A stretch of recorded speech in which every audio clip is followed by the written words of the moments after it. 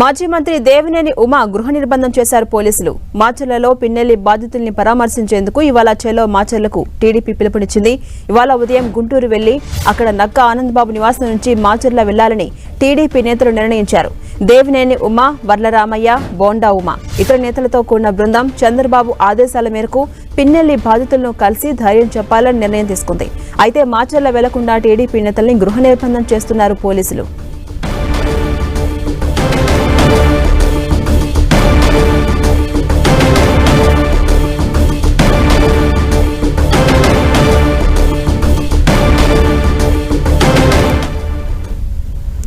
ఇదే అంశంపై మరింత సమాచారం తెలుసుకునే ప్రయత్నం చేద్దాం. మా ప్రతినిధి లైన్ లో ఉన్నారు రవిచంద్. ఇటు దేవినేని ఉమా పోలీసులు గృహ నిర్బంధం చేసినట్టుగా తెలుస్తోంది. మాచర్లలో పిన్నెల్లి బాధితుల్ని పరామర్శించేందుకు ఇవాళ చెలో మాచర్లకు అటు టీడీపీ పిలుపునిచ్చిన నేపథ్యంలో అటు దేవినేని ఉమాని పోలీసులు గృహ నిర్బంధం చేశారు. దీన్ని ఎలా చూడొచ్చు మనం? అంటే ఏదైతే మాచర్లో జరుగుతున్న ఘటనలో ఎన్నికల రోజు జరిగిన హింస కావచ్చు, ఆ తర్వాత జరిగిన హింసపై టీడీపీ పోరాటం చేస్తుంది.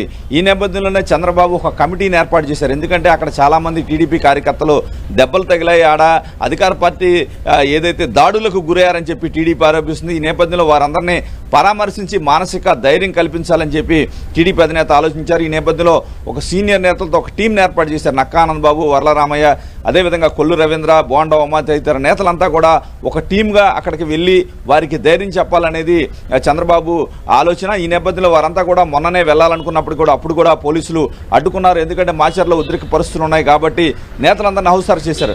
కానీ నిన్న చంద్రబాబు తాజాగా ఆదేశాలు జారీ చేశారు. ఎట్టి పరిస్థితుల్లో కూడా అక్కడికి వెళ్ళాలి, ఎందుకంటే ఎమ్మెల్యేనే ఈవీఎం ధ్వంసం చేశారు, తర్వాత మహిళలను బెదిరించారు. అంటే కొత్తగా వచ్చిన వీడియోల నేపథ్యంలో టీడీపీ కూడా తన విమర్శల దాడి పెంచింది. ఫీల్డ్కి వెళ్ళాలి, ఆ కార్యకర్తలకి ధైర్యం చెప్పాలి, ఏదైతే రామకృష్ణారెడ్డి చేసిన కార్యక్రమాలన్నీ కూడా ప్రజలకు వివరించాలని టీడీపీ ఆలోచన చేస్తుంది. అదేవిధంగా గత 5 సంవత్సరాల్లో మాచర్ల నియోజకవర్గంలో జరిగిన వ్యవహారాల మొత్తం కూడా ప్రజల దృష్టికి తీసుకురావాలి, ఏదైతే దేశం దృష్టికి తీసుకురావాలనేది వీరి ఆలోచనగా కనిపిస్తుంది. గతంలో కూడా అనేక ఘటనలు మాచర్లో జరిగాయి. బుద్దా వెంకన్న కావచ్చు, బోండా ఉమాపై దాడి జరిగింది.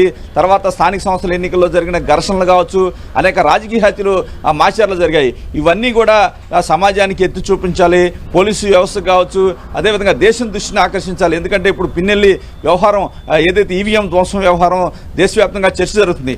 ఈ నేపథ్యంలోనే గతంలో జరిగిన ఘటనలు కూడా మరోసారి అందరికీ వివరించాలనే ఆలోచన టీడీపీ కనిపిస్తుంది. ఈ నేపథ్యంలోనే టీడీపీ నేతలంతా కూడా బయలుదేరాలని భావిస్తున్నారు. దేవినేని ఉమని హౌస్ అరెస్ట్ చేశారు. వర్లరామయ్య కావచ్చు, నక్కా ఆనందబాబు ఇప్పటికే గుంటూరులో కూడా హౌస్ అరెస్టులు జరుగుతున్నాయి. ఈ నేపథ్యంలో పోలీసులు ఎవరు కూడా మాచర్ల వెళ్ళడానికి అనుమతి లేదు అని చెప్తున్నట్టు తెలుస్తుంది. మీరు ఎక్కడికి వెళ్ళినా పంపిస్తాం, కానీ మాచర్ల మాత్రం అనుమతి లేదు. ఎందుకంటే అక్కడ ఉద్రిక్త వాతావరణం ఉంది. అప్పుడు కూడా ఎన్నికల తర్వాత జరిగిన హింసకు తాలూకు భయాలు అక్కడ ప్రజల్లో ఉన్నాయి. ఈ టైంలో మీరు వెళ్ళి అక్కడ ఉద్రిక్తలను రెచ్చగొట్టడం సరికాదని పోలీసులు అయితే వీరిని రిక్వెస్ట్ చేస్తున్నారు. ఈ నేపథ్యంలో ఎట్టి పరిస్థితుల్లో కూడా మాచర్లకు అనుమతించమని చెప్పి పోలీసు వర్గాలు చెప్తున్నాయి. టీడీపీ నేతలు మాత్రం మేము వెళ్ళి తీరాల్సిందే, ఎందుకంటే అక్కడ జరుగుతున్న వ్యవహారాలు మొత్తం కూడా ఈ సమాజానికి తెలుపుతాం, ఎట్టి పరిస్థితుల్లో కూడా మా కార్యకర్తలకి అండగా నిలబడతాం, వారికి ధైర్యం కల్పిస్తామని టీడీపీ నేతలు చెప్తూ ఉన్నారు. Right, thank you Ravichand.